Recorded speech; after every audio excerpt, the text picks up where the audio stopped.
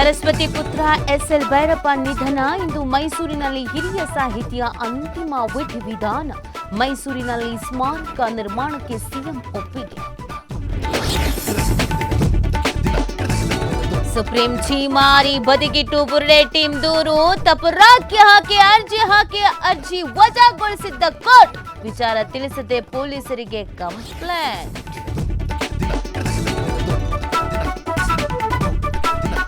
ಸಮೀಕ್ಷೆಯಲ್ಲಿ ಭಾಗವಹಿಸುವುದು ಕಡ್ಡಾಯ ಅಲ್ಲ. ಜಾತಿ ಗಣತಿಗೆ ಹೈಕೋರ್ಟ್ ಷರತ್ತಿನ ಸಮ್ಮತಿ. ಇಂದು ಅಧಿಕಾರಿಗಳ ಜೊತೆ ಸಿಎಂ ಸಿದ್ದರಾಮಯ್ಯ ಸಭೆ.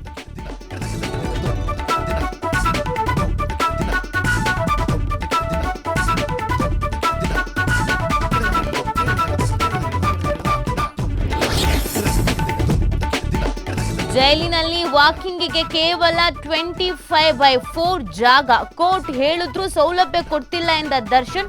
ಸೆಪ್ಟೆಂಬರ್ನಲ್ಲಿ ಖುದ್ದು ಹಾಜರಾಗಿ ಕಾರಾಗೃಹ ಅಧೀಕ್ಷಕರಿಗೆ ಸೂಚನೆ.